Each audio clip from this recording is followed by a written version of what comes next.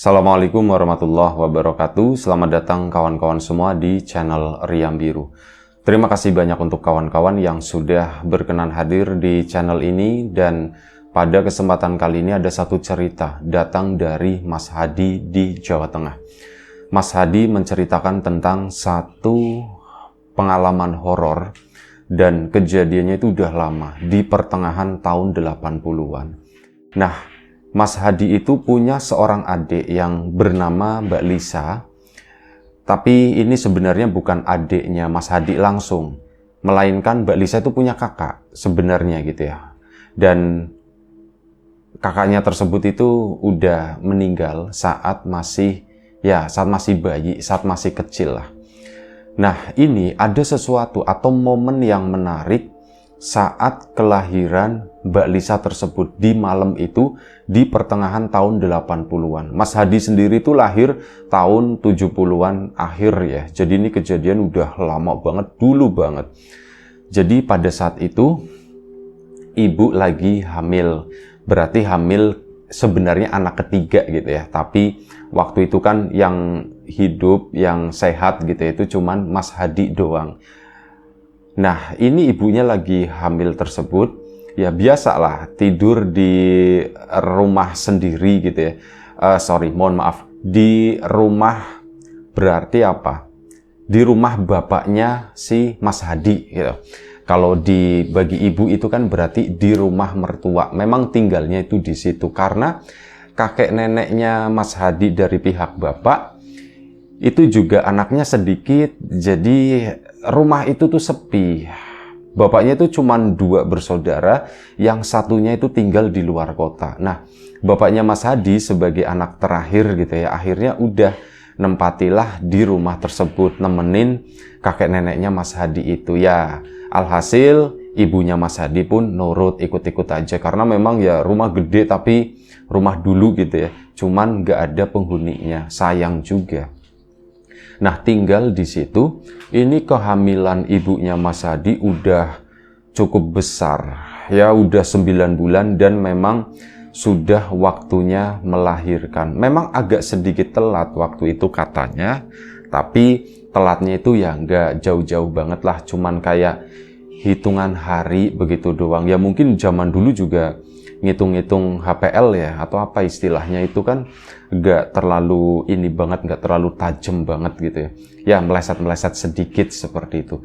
Nah, jadi pada malam itu Mas Hadi sendiri udah tidur tentu aja. Nah, ini malam mungkin sekitar jam 12 atau jam setengah 1, Mas Hadi dibangunin sama bapak. Hadi, bangun, bangun, katanya begitu. Mas Hadi kan terbangun gitu. Iya Pak, kenapa Pak, ada apa, nanya. Itu kamu mau ikut enggak ke rumah nenek, katanya begitu. Ke rumah nenek itu maksudnya ke rumah nenek yang satunya dari pihak ibu. Maksudnya tuh ke situ. Oh, emang kenapa Pak? Itu ibu udah mau ngelahirin adikmu, kata si bapak. Oh gitu Pak. Ya udah aku ikut Pak. Nah, ini akhirnya apa? Mas Hadi bangun kan. Sementara di sana itu udah siap-siap, ibunya Mas Hadi juga udah meraung-raung, udah apa ya? Ya udah kesakitan lah seperti ibu-ibu yang lain saat mau melahirkan. Udah ya sama Mas Hadi aja udah nggak kenal Bu gitu kan. Cuman ngeliat begitu doang, terus udah nggak bilang apa-apa gitu. Ya nahan sakit, nahan mulesnya itu. Dan akhirnya apa? Kakek pun dengan sigap minjem becak tetangga waktu itu. Kebetulan memang ada di sana dan minjem kan. Akhirnya apa? Si ibu itu dibawa naik becak ke sana. Nah, ini si kakeknya itu memilih nemenin si Mas Hadi. Bapak yang minjem becak itu kakeknya, cuman yang ngendarain ke sana itu bapaknya si Mas Hadi. Jadi pertama didorong begitu kan, ibunya udah kesakitan, ini mau menuju ke rumah neneknya tersebut. Dan akhirnya sudah, Mas Hadi pun akhirnya ikut jalan sama kakeknya. Nah, neneknya ini nanti menyusul Pak, aku masih ini tak rapi-rapiin dulu, tak beres-beresin dulu, keperluannya nanti aku menyusul, katanya. Ya mungkin bagi orang tua dulu jalan malam begitu Meskipun gitu ya, dengan kondisi yang ya penerangan itu masih sangat terbatas tahun 80-an ya. Neneknya itu berani, nggak ada takut-takutnya, mungkin nanti ngajak siapa atau apa gitu kan, bisa jadi seperti itu. Nah, Mas Hadi sendiri nggak ngerti, ya udah, yang penting ikut kakek, jalan kaki. Bapak itu ngedorong becak yang ditunggangi oleh ibunya tadi. Kesana udah jalan duluan, Bapak buru-buru. Mas Hadi itu masih ngantuk-ngantuk seperti itu, jalan sama kakeknya. Kakek pun bawa beberapa barang gitu ya, keperluan ibu itu. Akhirnya apa? Berjalanlah mereka menembus ya gelapnya malam di tahun 80-an tersebut. Kesana Bapak itu jalannya itu lebih cepat ya, karena memang buru-buru ya. Mungkin jarak antara rumahnya kakek yang ini sama kakek dari pihak ibu mungkin sekitar 1 kilometer lebih lah. Ya, jalanan yang dilewatin bukan jalanan halus tentu saja. Jalanannya itu jalanan kampung yang belum diaspal, masih batu-batu besar. Wis benar-benar perjuangan lah. Kebayang ibu rasanya bagaimana. Mungkin dalam hati ibunya, kalau tahu begini, oh dari kemarin aku mending nginep di rumah ibu gitu ya. Mungkin seperti itu. Nah, jalan terus ke sana, Bapak itu makin jauh, makin jauh. Mas Hadi itu sama kakek. Jadi, kakeknya Mas Hadi itu memang kakinya itu udah mulai sakit-sakitan. Makanya, nggak bisa genjot becak begitu itu nggak bisa. Dan nggak bisa berjalan kencang juga. Meskipun Mas Hadi itu ya pengen ngejar bapaknya, pengen bantuin. Cuman kakekku aja jalannya begitu gitu kan, nanti gimana? Nah, kakek pun sempat bilang sama Mas Hadi, "Di, kamu kalau misal mau ke bapak sana ndak apa-apa bantuin. Lah nanti Simbah gimana?" "Udah Simbah ndak apa-apa," katanya begitu. Nah, akhirnya sudah. Ya wis, Mas Hadi pun berencana waktu itu mau ngejar bapak, tapi ngelihat kakeknya jalannya begitu, tetap ayo udahlah aku sama Simbah aja katanya gitu. Oh ya wis lah, kayak kalau kayak gitu kan. Akhirnya sudah jalanlah mereka. Bapak sama ibu itu udah di kegelapan malam itu udah nggak kelihatan, cuman kelihatan lampu kecil kiyip-kiyip itu di bawah becak itu ya. Cuman kelihatan itu doang. Bentukan bapak seperti apa, bayangannya itu juga udah nggak kelihatan. Nah, mereka itu melewati area persawahan yang lumayan cukup panjang dengan jalanan yang lurus menuju ke kampung sebelah. Kampung sebelah siluet pohon-pohon itu udah mulai terlihat. Bapak udah ndak tahu di mana. Nah, ini Mas Hadi jalan di situ sama kakeknya. Ini tiba-tiba merasakan sesuatu di sana. Hah? Mas Hadi nengokkan ke kanan kiri. Itu ndak tahu, awalnya itu dikiranya tuh pohon. Entah pohon pinus atau pohon cemara atau pohon awes. Pokoknya pohon yang menjulang tinggi begitu ya. Bukan pohon kelapa. Kalau pohon kelapa kan bagian atasnya jemprak begitu ya. Ini tuh nggak kayak lurus begitu doang. Dilihatin sama Mas Hadi. Itu apa gitu ya, karena siluet-siluet hitam doang gitu di area persawahan. Mas Hadi terus melangkah ke sana, baru dia nengok. Bah, akhirnya manggil kan, "Bah, bah." "Iya, kenapa?" "Bah, itu apa, Mbah? Di samping, Bah," kata si Mas Hadinya. Jadi, yang dilihat oleh Mas Hadi itu apa? Ada sosok-sosok jangkung. Jangkung kurus tinggi seperti itu ya, kayak pohon, tapi mereka berjalan dan ya itu bentuknya akhirnya kayak manusia setelah diperhatiin sama Mas Hadi dengan jarak yang lumayan cukup panjang. Ke sana mungkin sebelah kiri 20 meter, sebelah kanan 20 meter, mungkin segitu ya. Dilihatin Mas Hadi, "Mbah, itu orang, Mbah. Kok jangkung-jangkung begitu, tinggi-tinggi banget begitu ya, Mbah ya?" "Wis udah, ndak usah dilihatin," kata Simbah itu begitu. "Udah jalan aja ke depan." Ya Mas Hadi nurut gitu kan. Ya aku nggak mau ngeliatin. Tapi serak itu kedengeran di telinganya Mas Hadi. Kayak ada orang yang jalan di kanan kirinya di area sawah tersebut. "Bah, masih ngikutin, Bah." Ya akhirnya ngomong lagi kan. Udah biarin aja," katanya. "Iya, Mbah, cuman serem, Mbah. Aku takut, Mbah," katanya. "Simbah bisa lari ndak, Mbah?" "Oh, Simbah ndak bisa lari. Kamu udah sini aja sama Simbah. Kamu ndak usah lari. Kalau lari nanti malah kamu dibawa," kata Simbahnya tuh begitu. "Lah, dibawa kemana, Mbah?" "Ya ndak tahu." Udah, makanya kamu diem aja. Biarkan mereka itu juga lagi jalan. Mungkin penasaran, oh ini malam-malam ada orang jalan sini siapa? Kata si mbahnya itu begitu. Iya mbak, cuman kok tinggi banget begitu mbak? Itu orang bukan sih mbak? Ya bukan orang, kata si mbahnya itu. Tapi ngomongnya tuh pelan-pelan. Udah, nggak usah dibahas. Jalan aja, bentar lagi tuh sampai di kampung, kata si ini. Dan akhirnya sudah. Mas Hadi pun diem aja sampai akhirnya tibalah mereka di perbatasan kampung antara sawah sama memasuki kampung tersebut. Nah, kesana serat, begitu di kampung kan ada cahaya-cahaya lampu dari rumah beberapa warga di situ.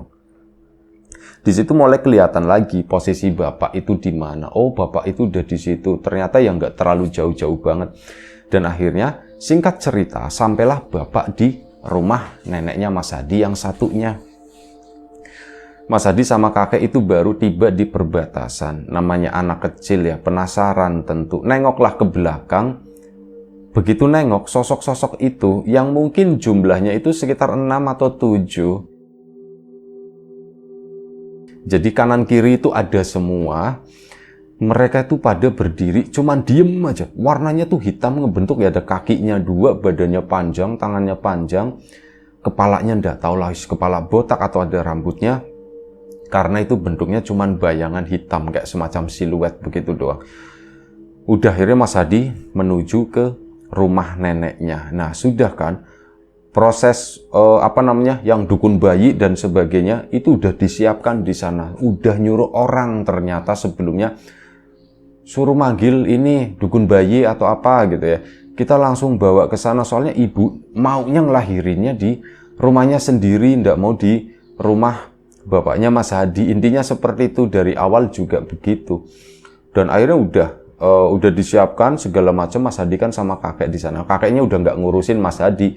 Dia udah sibuk dengan sendirinya begitu ya, mondar-mandir ngedengerin ibunya ngejerit-jerit kayak gitu ya, mau melahirkan, rame yang ada di rumah kakek neneknya tersebut. Mas Hadi pun kayak jadi anak paling kecil. Yang lain itu ya mbah-mbah, ibu-ibu. Beberapa ada bapak-bapaknya, bapaknya Mas Hadi sendiri juga di dalam di sana, kakeknya juga ketemu sama sohib-sohibnya, sama kakeknya ini juga, sama kakeknya Mas Hadi, kakek ketemu kakek. Mas Hadi itu sendirian kayak dicuekin, akhirnya apa? Gak nyaman aku duduk di teras begini, mumpung banyak orang, aku mau jalan ke sana. Jalan ke arah jalanan kampung, jadi halamannya luas gitu kan. Mas Hadi itu utuk-utuk menuju ke situ, ke depan, ke arah jalanan kampung di sana. Nah, begitu sampai di jalanan kampung, udah kan, tengok-tengok kanan kiri, ya nggak ada apa-apa gitu, sok-sokan berani karena banyak orang dewasa di situ. Mas Hadi pun balik lagi. Saat balik lagi, itu ngelihat di belakang rumah, ini rumah itu di belakangnya di sana, dipikirnya Mas Hadi itu pohon bambu. Jadi kenapa siluet itu kelihatan, Mas Hadi itu baru ngeh. Karena malam itu ada bulan, meskipun bukan bulan purnama bulat gitu, enggak ya, tapi cahayanya itu lumayan cukup terang. Akhirnya apa? Langit pun warnanya juga nggak pekat-pekat banget, nggak terlalu hitam gitu ya. Warnanya tuh agak-agak sedikit terang kebiru-biruan gitu. Nah, Mas Hadi tuh melihat siluet bayangan, kok kayak bukan pohon bambu ya gitu. Jadi bayangan itu tuh seolah-olah lebih tinggi dari pohon bambu yang cenderung melengkung begini ya ujungnya. Kalau misal di belakang rumah di sana di kampung-kampung mungkin kawan-kawan juga pernah melihat ya pemandangan yang semacam itu. Kan melengkung. Nah ini tuh pada berdiri begini. Dilihatin lagi sama Mas Hadi berdiri di situ sendirian. Di depan banyak orang dewasa, makanya dia berani. Loh ini kok kayak yang di sawah tadi, kok yang jangkung-jangkung itu beneran bukan sih? Diliatin sampai akhirnya ada yang bergerak ke samping gitu, kayak bergeser.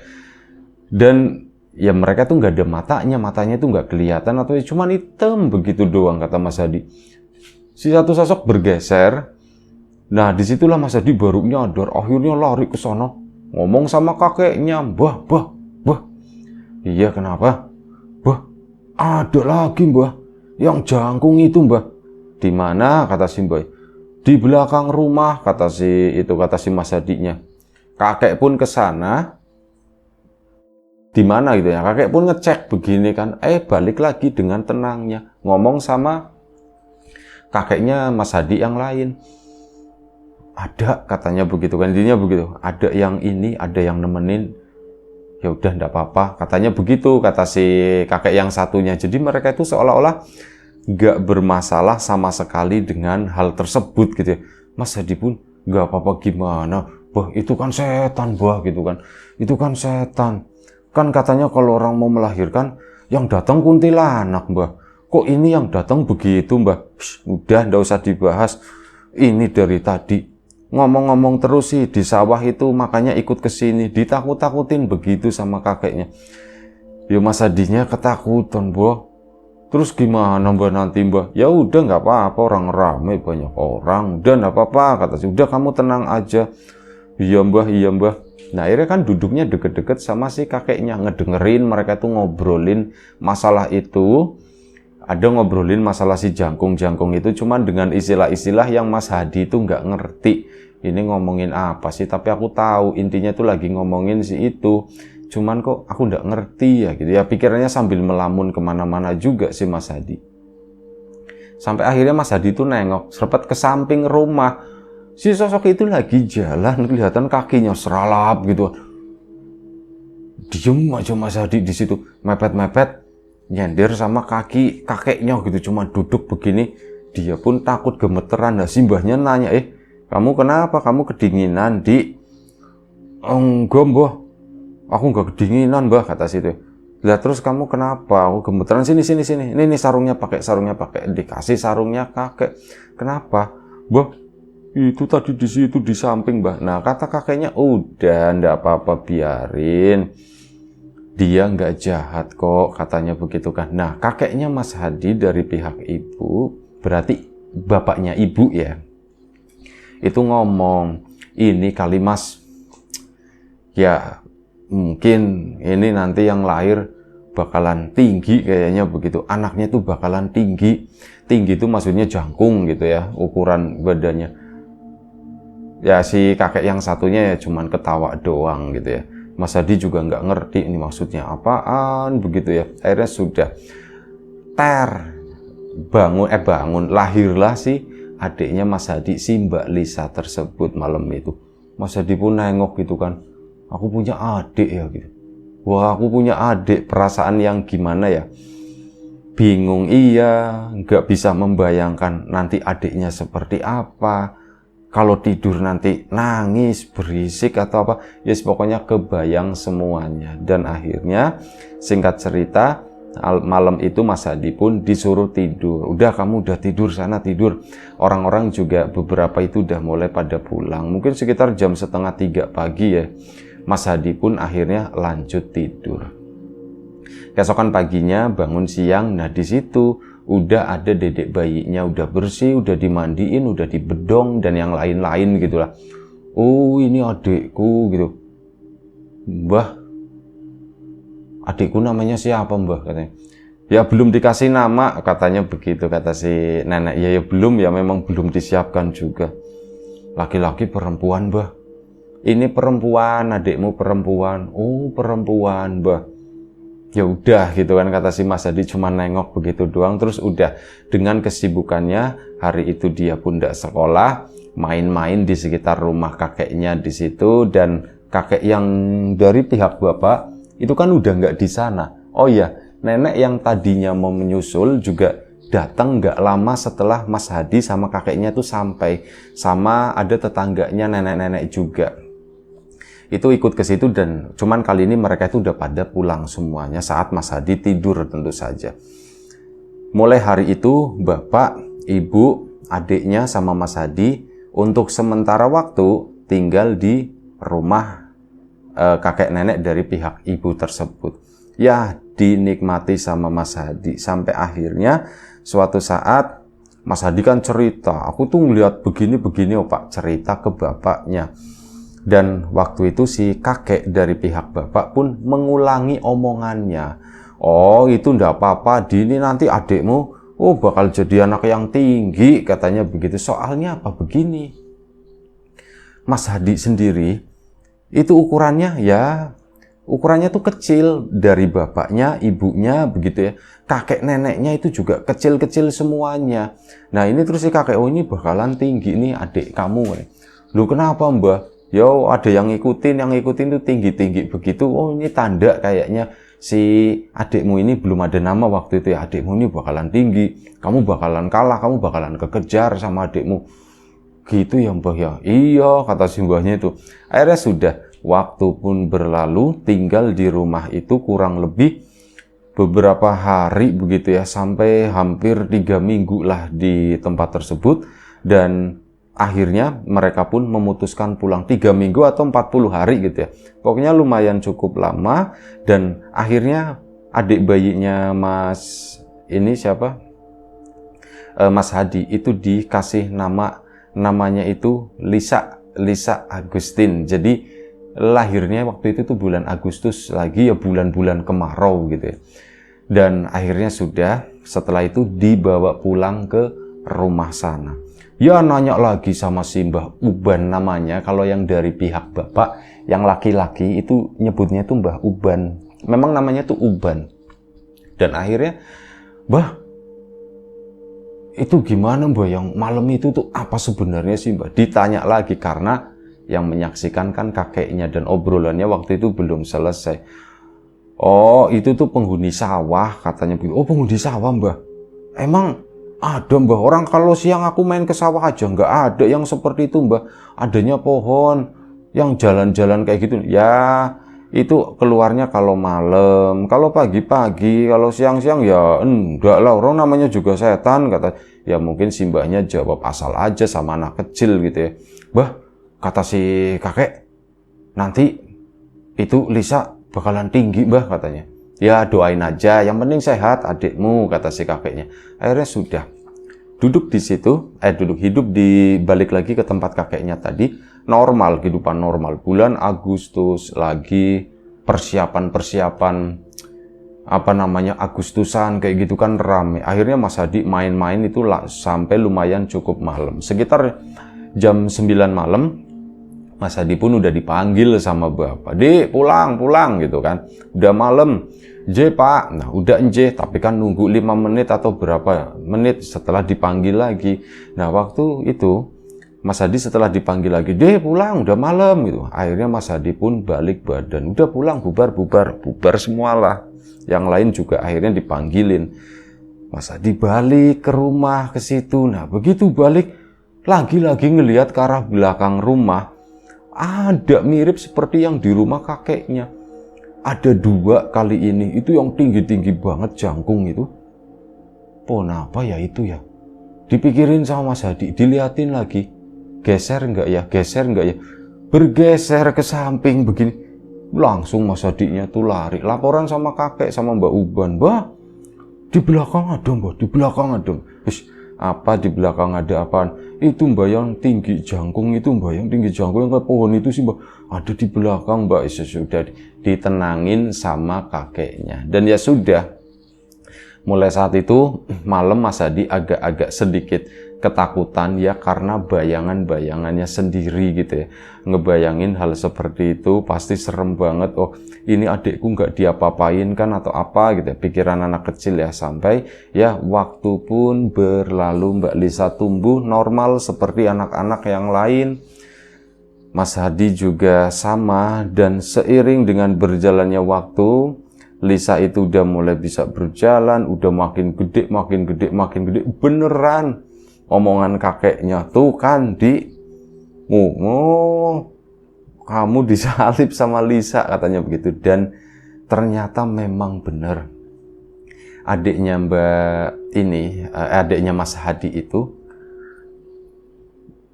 tumbuh menjadi secara fisik gitu ya, seorang perempuan yang semampai, kata si Mas Hadi. Ya sampai kamu itu tinggi banget tuh, padahal lahir belakangan gitu ya, tapi kok bisa tinggi seperti itu. Ya Mbak Lisanya cuman gimana gitu ya, cuman cengar-cengir seperti itu doang. Dan ya ceritanya hanya segitu aja, satu pengalaman dari Mas Hadi dulu. Nggak tahu ini hubungannya apa Mbak Lisa, adiknya Mas Hadi yang semampai itu, dengan apa yang dilihat oleh Mas Hadi malam itu di area persawahan. Apakah kebetulan ataukah memang ada ada hubungan gitu ya. Ya nggak tahu, Mas Hadi pun nggak tahu, bahkan kakeknya juga waktu itu akhirnya ngakuin ini tuh kakek itu asal nyeplos gitu. Mohon maaf, ada ini mau bersin. Kakek itu asal nyeplos doang waktu itu, dan ternyata memang kebenaran kejadian adiknya itu secara fisik itu jauh lebih tinggi dari Mas Hadi. Itu aja, terima kasih Mas Hadi atas ceritanya. Kawan-kawan di rumah juga terima kasih banyak. Ya mungkin cerita nggak terlalu panjang, tapi semoga tetap bisa menghibur kawan-kawan semuanya. Kawan-kawan, terima kasih atas support dan dukungannya apapun itu. Kawan-kawan subscriber, kawan-kawan membership, kawan-kawan yang udah kasih support dalam bentuk super thanks ke Riam Biru, terima kasih banyak. Kawan-kawan yang udah ngasih like, udah nge-share ke yang lainnya, kawan-kawan yang udah ninggalin komentar juga terima kasih banyak. Kawan-kawan yang sudah memesan bawang gorengnya Wiji, tentu saja tak lupa terima kasih banyak atas pesanannya. Yang belum memesan, ya ditunggu pesanannya. Bulan puasa nanti bawangnya naik, buruan sekarang gitu ya.